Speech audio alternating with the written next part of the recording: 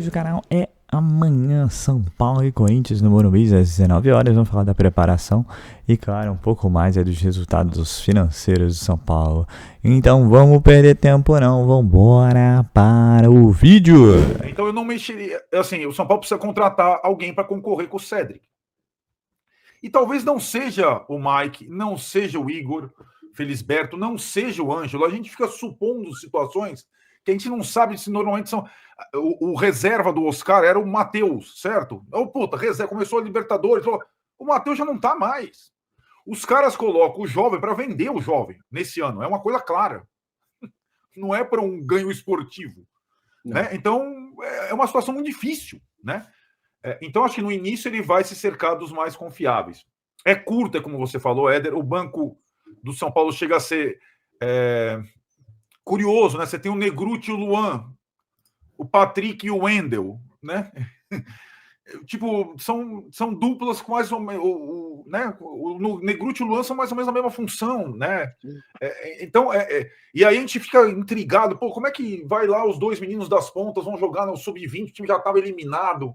Cara, essas questões administrativas, eu acho que é por isso que o Crespo não entra nelas, sabe? Porque é tanta complicação no São Paulo para entender os critérios dessa direção num ano tão complexo. Porque hoje a gente percebe, com a troca de treinador, que quem manda na base, na estratégia da base, não é o treinador. Né? Não é o treinador. Qual foi a nossa primeira live do ano? O Éder estava nos Estados Unidos. O treinador queria levar a base para a pré-temporada. A direção queria ganhar a Copa São Paulo. Agora, a direção queria classificar o time entre os 8 do Sub-20. Não classificou. E olha, Éder e Renan, se o Rian... É o fato lamentável da semana. Putz, meu, como eu senti esse negócio. Se o Rian lesiona o joelho contra o Palmeiras em Barueri na quarta passada, cai a diretoria. Cai a diretoria. Né? É que ele lesionou num treino no profissional na grama natural. Mas não faria o menor sentido o Renan estar jogando naquele jogo com um elenco tão curto com o técnico recém-chegado. Porque não é só o cara estar jogando, ele perde o treino no dia seguinte, né, Renan? No treino no dia seguinte do Palmeiras, o Crespo descobriu que o Luciano estava suspenso. Podia ter sido o Rian no lugar do Luciano. Ele não pôde treinar, ele veio do jogo na noite. Jogou 90 minutos. São detalhes. O Luciano em mais 10, Éder, é isso, cara, porque o Luciano, cara,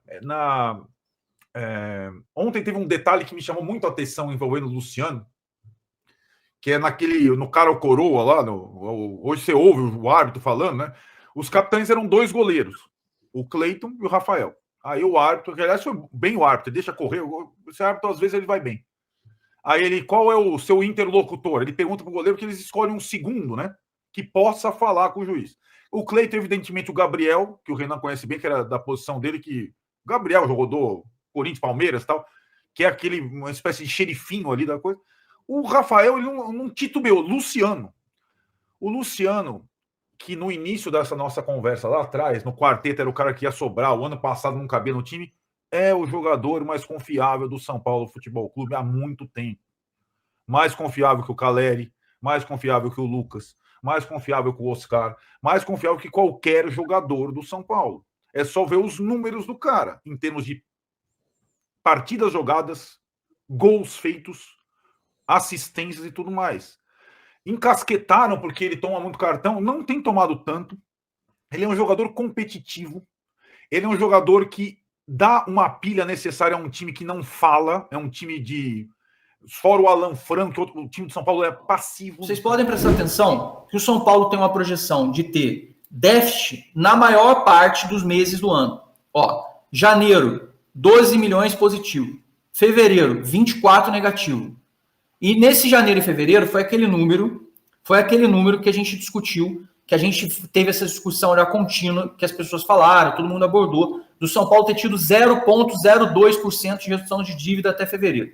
Então esse número aqui, ó, que vocês veem, 12 de janeiro positivo, com menos 26 em fevereiro, o São Paulo teve um número positivo contabilizando esses 2 meses. Ou seja, até esses 2 meses o São Paulo esperava ter um resultado muito pior do que o que teve. Ou seja, o São Paulo foi muito melhor nos 2 primeiros meses do ano.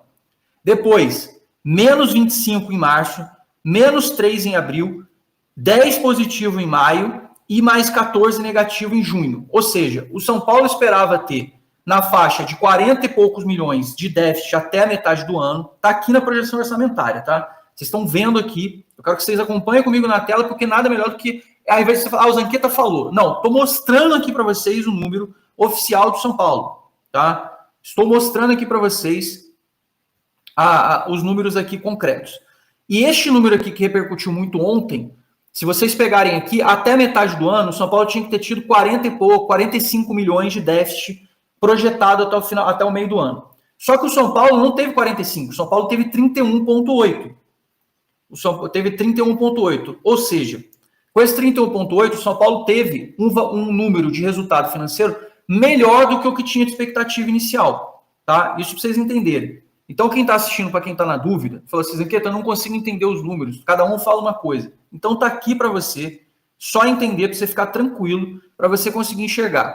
Mas, Zanqueta, se teve déficit até a metade do ano, como vão funcionar os outros meses do ano? Notem, por favor, aqui na tela, que vocês vão ver que a partir de julho, o São Paulo continua tendo 11 milhões de déficit, que eu acho que vai ter um superávit por conta da venda do Alves, que entrou aqui no mês de julho.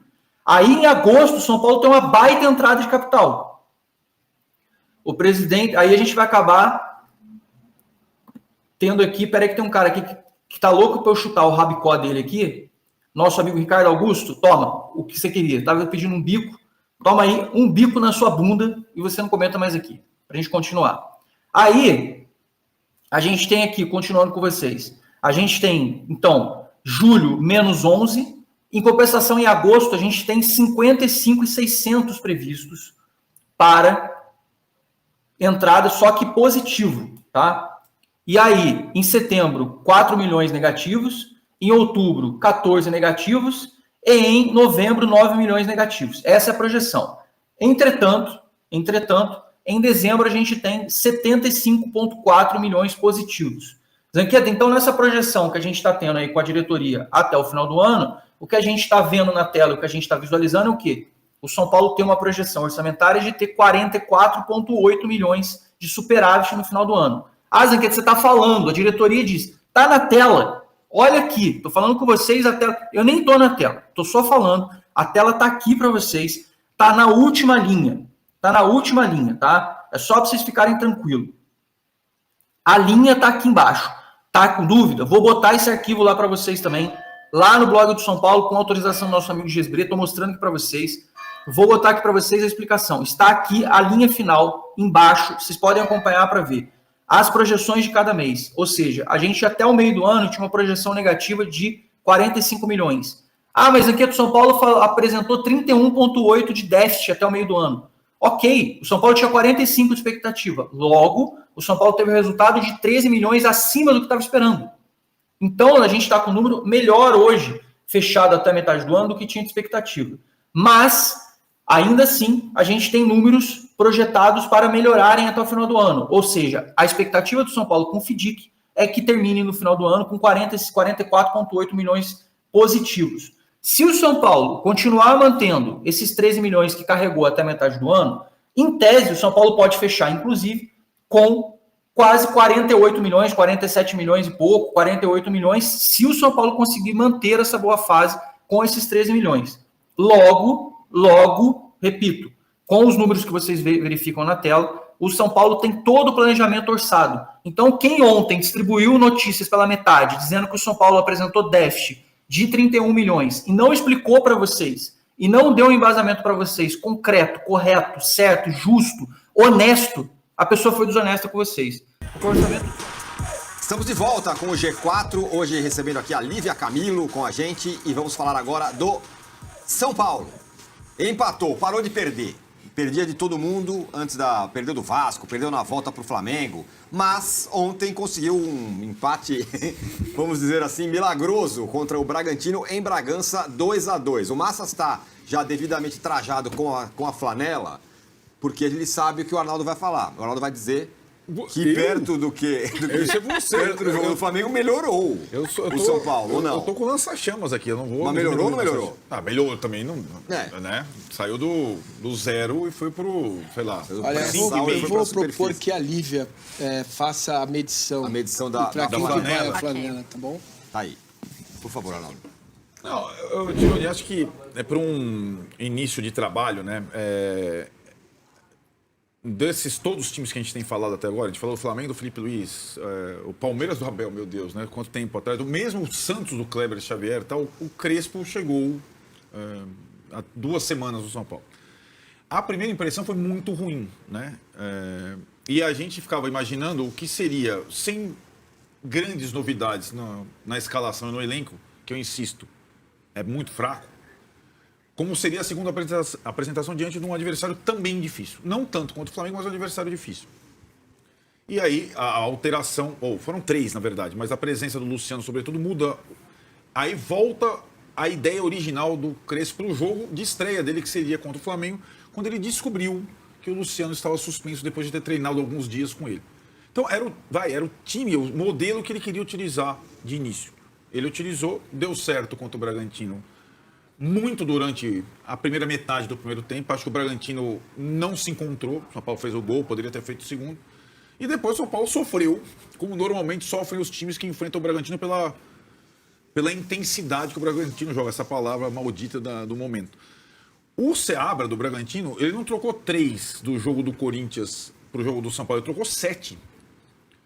Por conta da questão física. O Bragantino tinha jogado domingo e o São Paulo sábado.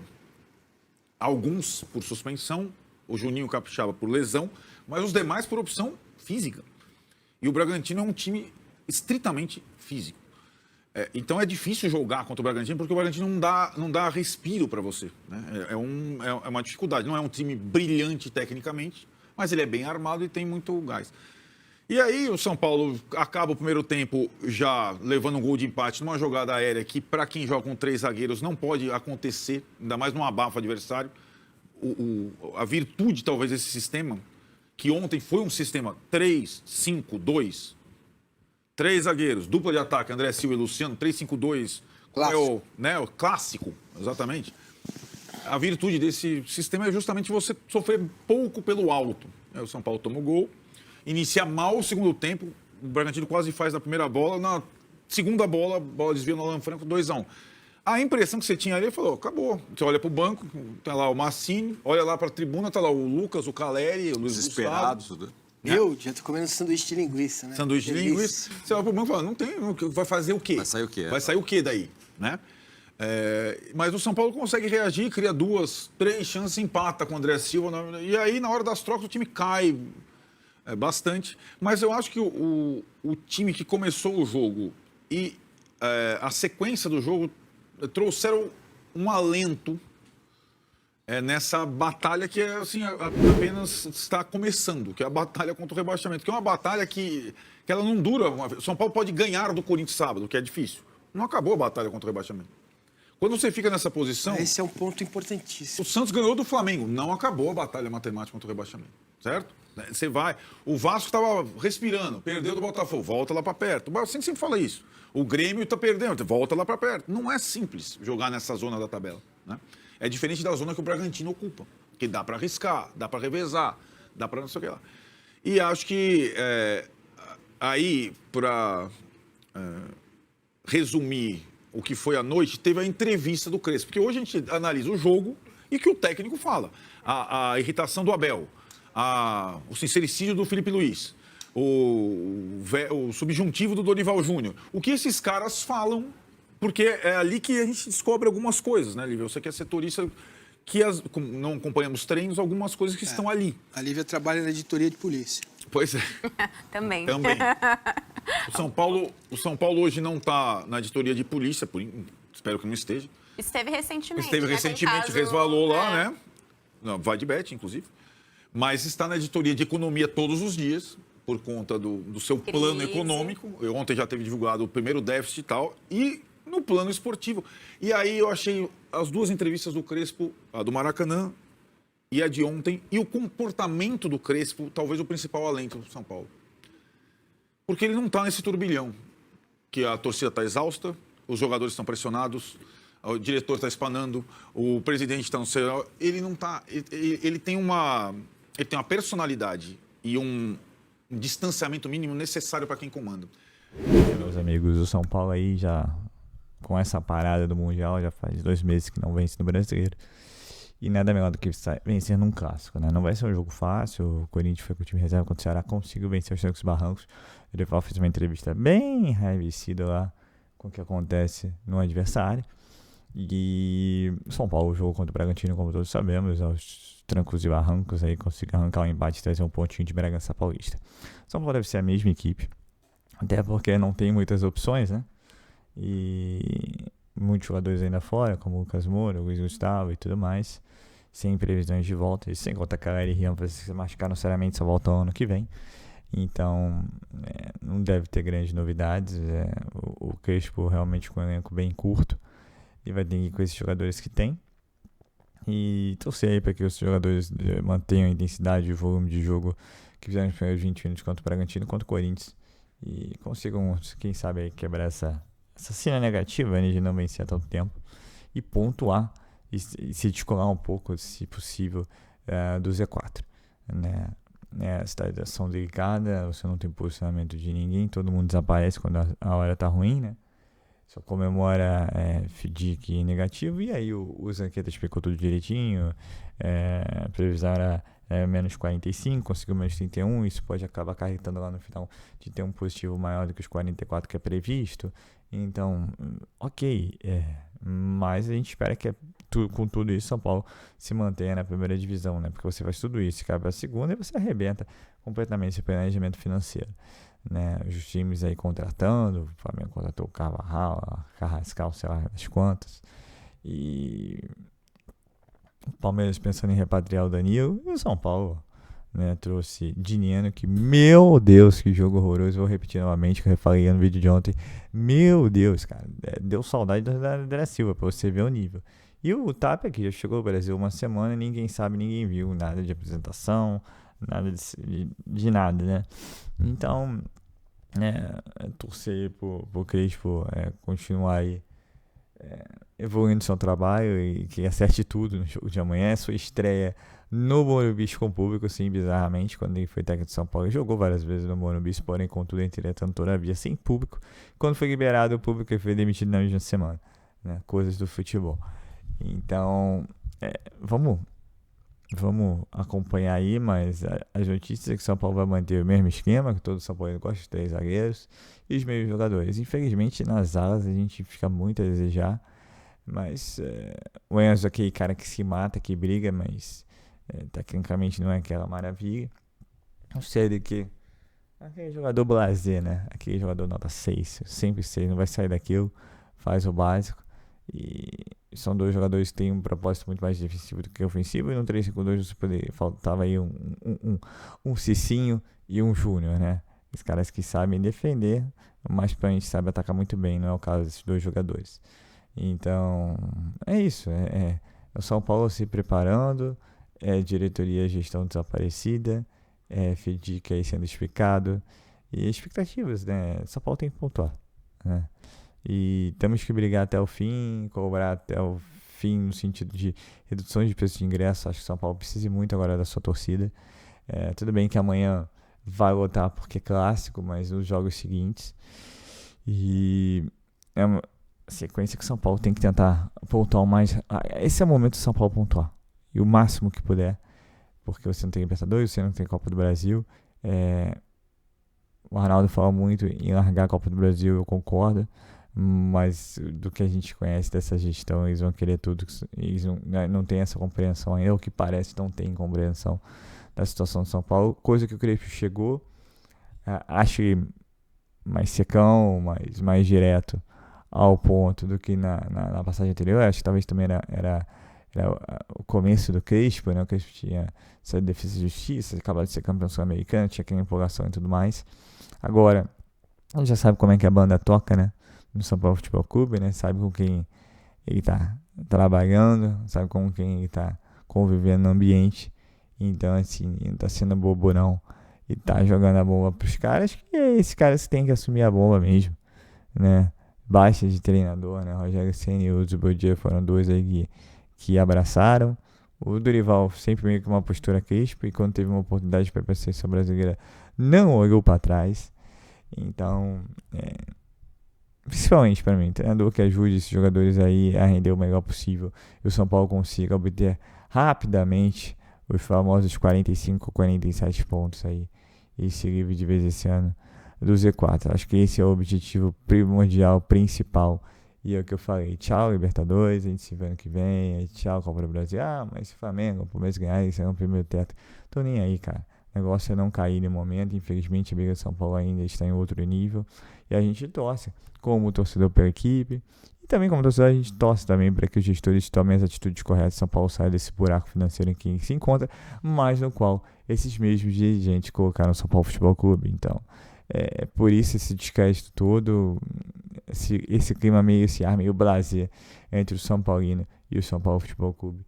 E a gente espera que bons resultados possam trazer de volta um pouco de esperança ao torcedor, né? É o que o Arnaldo falou: os caras não... Acho que em um momento a gente pode cobrar falta de vontade, falta de garra, né? Muitas vezes a gente via... Eu vou lembrar recentemente a equipe do Diniz, né? Que tinha tudo para ser campeão brasileira, mas era um time... faltava aquele algo mais, né? Aquela raça, aquela garra, aquela vontade. E você sabia que quando saía atrás o time desmontava, e desmontava mesmo, né?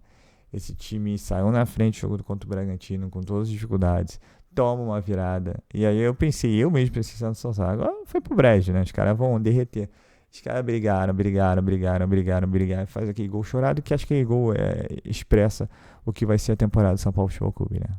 Muitas dificuldades, né? E os caras vão ter que brigar até o fim se quiserem se manter na primeira divisão, e o torcedor vai ter que torcer até o fim para tentar manter o clube na primeira divisão.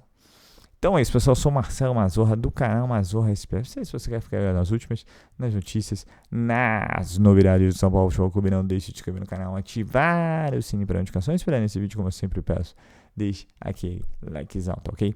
Saudações e cores, uma ótima sexta-feira a todos, um ótimo fim de semana a todos, e valeu!